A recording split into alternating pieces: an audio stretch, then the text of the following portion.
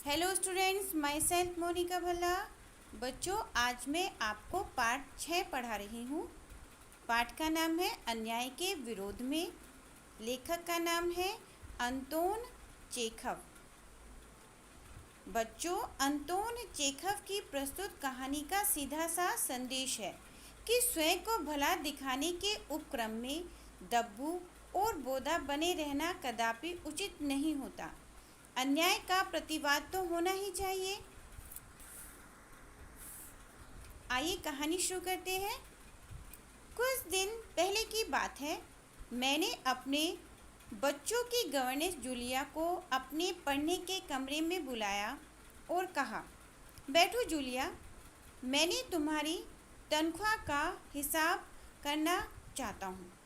मैं तुम्हारी तनख्वाह का हिसाब करना चाहता हूँ।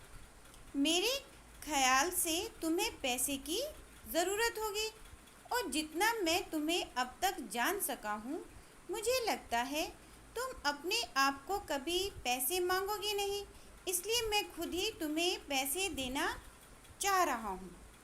हाँ, तो बताओ, तुम्हारी कितनी तनख्वाह तय हुई थी? 30 रूबल महीना तय हुई थी ना? जी नहीं, 40 रूबल महीना, जूलिया ने दबे स्वर में कहा। नहीं भाई, 30, मैंने डायरी में नोट कर रखा है। मैं बच्चों की गवर्नेंस को हमेशा 30 रूबल महीना ही देता आया हूँ। अच्छा, तो तुम्हें हमारे यहाँ काम करते हुए 2 महीने हुए हैं? जी नहीं, 2 महीने 5 दिन। क्या कह रही हो? ठीक 2 महीने हुए हैं भाई, मैंने डायरी में सब नोट कर रखा है। तो 2 महीने के बनते हैं 8 रूबल, लेकिन 60 रूबल तभी बनेंगे जब महीने में एक भी नागा न हुआ हो। तुमने इतवार को छुट्टी मनाई है, उस दिन तुमने काम नहीं किया, कोलिया को सिर्फ घुमाने ले गई हो। इसके अलावा तुमने 3 छुट्टियां और भी ली हैं। जूलिया का चेहरा पीला पड़ गया। वह बार बार अपने ड्रेस की सुकड़ने दूर करने लगी। बोली, एक शब्द भी नहीं, चुपचाप वह बैठी रही। हाँ, तो 9 इतवार और 3 छुट्टियां यानी 12 दिन काम नहीं हुआ। मतलब यह है कि तुम्हारे 12 रूबल कट गए। उधर कोल्या 4 दिन बीमार रहा और तुमने सिर्फ टान्या को ही पढ़ाया। तो पिछले सप्ताह शायद 3 दिन तुम्हारे दांतों में दर्द रहा था और मेरी बीवी ने तुम्हें दोपहर बाद छुट्टी दे दी थी। तो इस तरह तुम्हारे कितने नागे हो गए? 12 और 7, 19। 19 नागे। हाँ, तो भाई घटाओ 60 में से 19। तुम्हारा कितना हिसाब बन रहा है? 41 रूबल, ठीक है ना? जूलिया की आंखों में आंसू छलकता रहा और छलक छलक कर बाहर आते रहे आंसू।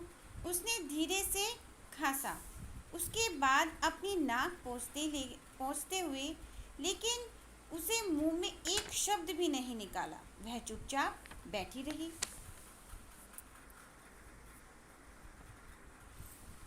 हाँ, एक बात तो मैं भूल ही गया था, मैंने डायरी पर नज़र डालते हुए कहा, 1 जनवरी को तुमने चाय की प्लेट और प्याली तोड़ डाली थी। प्याली का दाम तुम्हें पता है कितना है?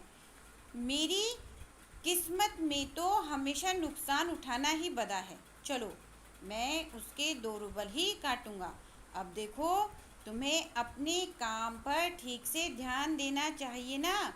उस दिन तुमने ध्यान नहीं रखा और तुम्हारी नज़र बचाकर कोलिया पेड़ पर चढ़ गया और वहाँ खरोच लगकर उसकी जैकेट फट गई। उसकी भरपाई कौन करेगा? तो 10 रूबल उसके कट गए। इसी तरह तुम्हारी लापरवाही के कारण नौकरानी ने तान्या के नए जूते चुरा लिए। अब देखो भाई, तुम्हारा काम बच्चों की देखभाल करना है, इस बार काम के ही तो मैं तुम्हें पैसे देता हूँ। तुम अपने काम में ढील दोगी तो पैसे तो काटने ही पड़ेंगे। मैं तो गलत तो नहीं कह रहा हूँ ना। तो जूते के लिए 5 रूबल और कट गए। और हाँ, 10 जनवरी को मैंने तुम्हें 10 रूबल दिए थे। जी नहीं, आपने मुझे कुछ नहीं दिया, जूलिया ने दबी जबान से कहना चाहा। अरे तो क्या मैं झूठ बोल रहा हूँ? मैं डायरी में हर चीज़ नोट कर लेता हूँ। तुम्हें यकीन न हो तो दिखाऊं डायरी? जी नहीं, आप कह रहे हैं तो आपने दिए ही होंगे। दिए ही होंगे नहीं, दिए हैं, मैं कठोर स्वर में बोला। तो ठीक है, घटाओ। 27, 41 में से बचे 14। क्यों, हिसाब ठीक है ना? उसकी आंखें आंसुओं से भर उठी। उसके पूरे शरीर पर पसीना छलकता आया। उसकी आवाज़ कांपने लगी। वह धीरे से बोली, मुझे अभी तक एक ही बार कुछ पैसे मिले थे और वे भी आपकी पत्नी ने दिए थे, सिर्फ 3 रूबल, ज़्यादा नहीं। अच्छा, मैंने स्वर में आश्चर्य भरकर कहा, और इतनी बड़ी बात तुमने मुझे बताई भी नहीं, और न ही तुम्हारी मालकिन ने मुझे बताई। देखो, हो जाता ना अनर्थ। खैर, मैं इसे भी डायरी में नोट कर लेता हूँ। हाँ, तो 14 में से 3 और घटा दो। इस तरह तुम्हारे बचते हैं 11 रूबल। बोलो भाई, ये रही तुम्हारी तनख्वाह। ये 11 रूबल, देख लो, ठीक है ना? जूलिया ने कांपते हाथों से 11 रूबल ले लिए और अपनी जेब टटोल कर किसी तरह उन्हें उसमें ठूस लिए और धीरे से विनती स्वर से बोली, जी धन्यवाद। मैं गुस्से से आग बबूला होने लगा। कमरे में टहलते हुए मैंने क्रोधित स्वर में उससे कहा, धन्यवाद? किस बात का? आपने मुझे पैसे दिए, इसके लिए धन्यवाद? अब मुझसे नहीं रहा गया। मैंने ऊंचे स्वर में लगभग चिल्लाते हुए कहा, तुम मुझे धन्यवाद दे रही हो, जबकि तुम अच्छी तरह जानती हो कि मैंने तुम्हें ठग लिया है, मैंने तुम्हें धोखा दिया है, तुम्हारे पैसे हड़प कर तुम्हारे साथ अन्याय किया है। इसके बावजूद तुम मुझे धन्यवाद दे रही हो? जी हाँ, इससे पहले मैंने जहाँ काम किया उन लोगों ने तो मुझे एक पैसा तक नहीं दिया। आप कम से कम कुछ दे तो रहे हैं। उसने मेरे क्रोध पर ठंडे पानी का छींटा मारते हुए कहा। उन लोगों ने तुम्हें एक पैसा भी नहीं दिया, जूलिया? मुझे यह बात सुनकर तनिक भी अचरज नहीं हो रहा है, मैंने कहा। फिर स्वर धीमा करके मैं बोला, जूलिया, मुझे इस बात के लिए माफ़ कर देना कि मैंने तुम्हारे साथ एक छोटा सा क्रूर मजाक किया, परंतु मैं तुम्हें सबक सिखाना चाहता था। देखो जूलिया, मैं तुम्हारा एक पैसा भी नहीं मारूंगा। देखो, यह तुम्हारे 80 रूबल रखे हैं। मैं अभी इन्हें तुम्हें दूंगा, लेकिन उससे पहले मैं तुमसे कुछ पूछना चाहूँगा, जूलिया। क्या ज़रूरी है कि इंसान भला कहलाए जाने के लिए इतना दब्बू, भीरा और बोधू बन जाए? यानी दब्बू, भीरू और बोधा बन जाए कि उसके साथ जो अन्याय हो रहा है उसका विरोध तक न करे, बस चुपचाप सारी ज्यादतियाँ सहता जाए? नहीं जूलिया, नहीं। इस तरह खामोश रहने से काम नहीं चलेगा।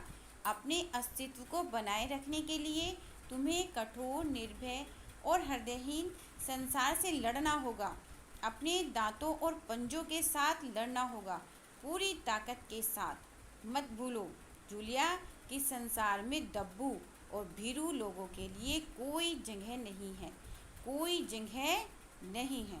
धन्यवाद।